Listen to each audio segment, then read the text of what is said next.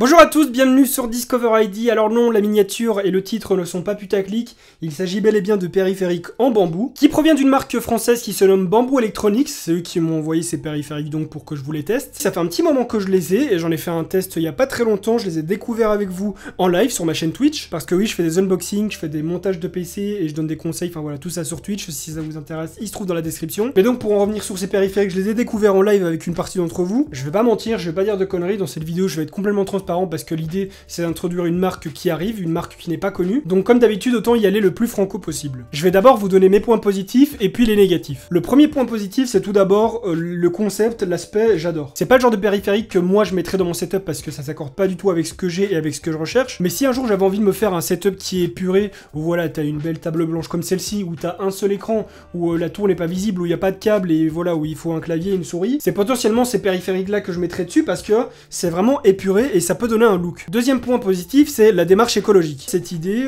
d'avoir des périphériques en bois, ben moi je trouve ça très cool, il y a pas beaucoup de plastique dedans. Le seul plastique qu'on va trouver, c'est donc celui qui sert au mécanisme interne de ce clavier, parce que bon, bah il y a quand même voilà, il y a un système électrique dedans, on peut pas mettre du bois n'importe où. Autre point positif, c'est les finitions, elles sont vraiment super propres. Franchement, c'est vrai que visuellement sur leur site, bah ça donnait envie, c'était très lisse et tout, mais je me suis dit c'est quand même du bois, donc est-ce que ça va pas être un petit peu râpeux, est-ce qu'il va pas y avoir des petites écharpes ou quoi? Je me posais tout ce genre de questions et en fait non, les finitions sont vraiment très très propres. Autre point positif, c'est 100% made in France. Certes, j'habite pas en France, mais c'est pas du made in China, c'est pas des trucs qu'on sait pas trop d'où ils viennent, c'est pas des trucs qui sont faits à la chaîne par des gosses. Voilà, donc tout ça, c'est ce que j'ai pensé de bien sur ces périphériques, et pour moi, il y a de l'avenir, il y a possibilité. C'est pas un marché que tout le monde va apprécier, c'est pas quelque chose qui sera pour tout le monde, parce que le style est vraiment très particulier. Je sais que par exemple ça plaira pas aux plus jeunes, mais pour des sociétés, je sais pas, qui se donnent une image particulière, pour des gens qui voilà ont des meubles en bois partout et qui veulent rester dans ce style-là, pour des gens qui sont eux écolos mais qui savent pas faire autrement que d'utiliser un ordinateur pour le boulot ou quoi, bah ça reste quand même une solution, même s'il y a un peu de plastique dedans. Voilà, il y a plein de choses qui font que ces périphériques sont très intéressants, mais ils ont quand même des points négatifs. Le premier gros point négatif pour moi du pack, c'est la souris. La souris, elle est mignonne, elle est design,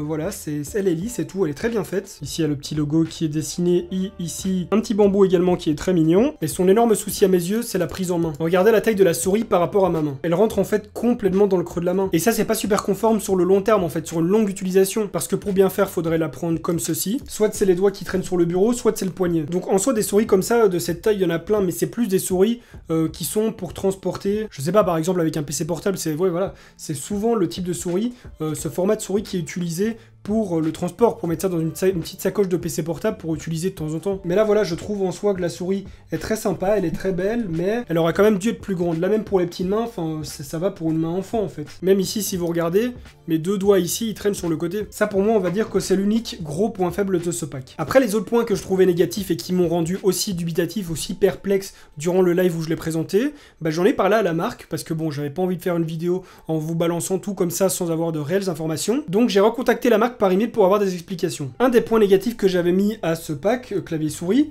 bon bah il est sans fil, c'est très bien. Et ici pour l'alimentation, le problème c'est qu'il n'y a pas de batterie interne rechargeable, ce sont des piles. Donc bon, vous allez me dire, s'ils avaient mis des batteries, bah le problème c'est que les batteries c'est du lithium, et le lithium ça ne se recycle pas alors que les piles oui. Donc j'en ai parlé avec eux, et ce qu'ils m'ont répondu, c'est que de base le clavier, l'aspect du clavier a été fait dans une optique de design. Donc avant de penser à écologie, la marque a pensé aspect. Par la suite évidemment, pour faire preuve de logique, parce que tu peux pas faire quelque chose en bambou sans parler écologie, on va dire que la démarche écologique, elle est secondaire. Elle est bien présente, mais elle est plus secondaire. C'est plutôt le design qui a été visé en faisant ça en bois. Mais du coup, ce qu'ils m'ont répondu par rapport à ça, c'est que, bon, bah, comme on en avait déjà parlé, le lithium, ça ne se recycle pas. La durée de vie moyenne d'un clavier va de 2 ans à 3 ans, selon la personne, selon l'utilisation. Après ça, bah, soit le clavier commence à s'abîmer et n'est plus utilisable, soit la personne décide de changer. Donc à partir de là, bah, s'il y avait une batterie en lithium dedans, la batterie aurait été bonne à acheter avec. Tandis qu'en mettant des piles, bah, si jamais le produit venait à s'abîmer, venait à ne plus être utilisé, bah les piles on peut les enlever pour les utiliser dans un autre appareil. Ce kit qui est donc composé d'un clavier et d'une souris vaut quand même 80 €. Donc moi je trouve quand même que c'est un prix, c'est vrai que c'est cher. Et même les gens quand je dis ça en live, bah la plupart ont trouvé ça cher. Il y en a qui ont trouvé ça comme moi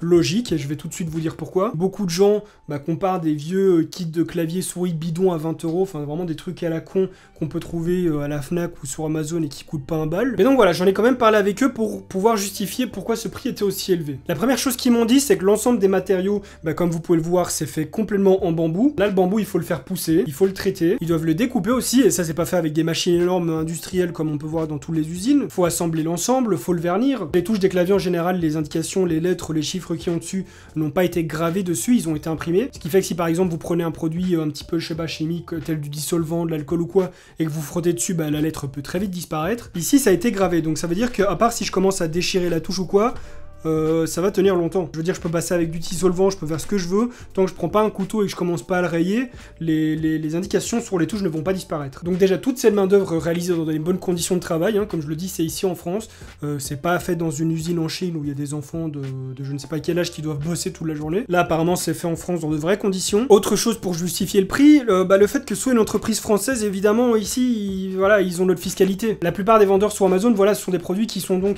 importés de Chine et qui donc subissent seulement la fiscalité chinoise, c'est pas du tout la même chose qu'ici. Et ici, croyez-moi, les taxes, même si ça reste quand même des arguments un petit peu marketing, c'est quand même des réponses qui sont justes et qui peuvent justifier un petit peu les points négatifs que j'avais à propos de ce clavier et redresser un petit peu la cote. Parce qu'après, il faut quand même savoir que c'est une marque qui démarre avec un produit qui démarre aussi, c'est un produit qui n'a pas déjà été proposé. Je veux dire, c'est pas comme si une marque était sortie de nulle part en disant voilà, on propose un clavier souris gamer avec des LED RGB qui est sans fil et tout. Parce que ça, c'est déjà du vu et revu, on a déjà des leaders là-dedans, ça sert à rien que des nouvelles marques arrivent dans ce game pour essayer de proposer la même chose. Là, c'est quelque chose de nouveau, 100% nouveau. Donc voilà, le fait qu'ils arrivent avec ça, faut le temps qu'ils se fassent une cliente.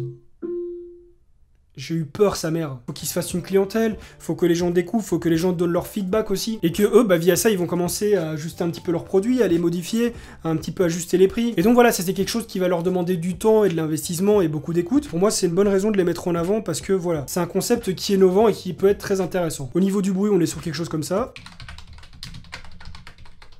Donc c'est un clavier à membrane, donc ça fait le bruit d'un clavier à membrane. Hein. Durant le live, il y en a qui étaient en train de dire mais ça doit faire trop de bruit si c'est du bois et tout. Du coup voilà, moi je trouve ça vraiment super intéressant, je vais les suivre de très près. Vous n'hésitez pas à laisser vos avis dans les commentaires, à, je sais pas, à donner des idées, à faire vos réflexions sur les produits existants déjà, comme ça eux peuvent les lire et justement s'adapter un petit peu et construire de nouveaux projets à base de vos commentaires, enfin sur base de vos commentaires, pardon. Et peut-être que dans le futur, vous, enfin nous, on aura contribué à l'évolution de cette marque. Mais du coup voilà, moi j'espère que ça vous aura plu mes amis, j'espère que vous aurez trouvé cela intéressant. Si c'est le cas, n'hésitez pas à lâcher un petit pouce bleu, à vous abonner à ma chaîne YouTube pour voir d'autres vidéos, sans oublier de cliquer sur la petite cloche parce que sinon vous n'allez pas être notifié quand je vais sortir de nouvelles vidéos, et à me follow sur mes réseaux sociaux tels que Twitter, Instagram et Facebook pour avoir plus d'actu de ma part. Sur ce, on se retrouve très bientôt pour une prochaine vidéo, en attendant portez-vous bien, bye les gens.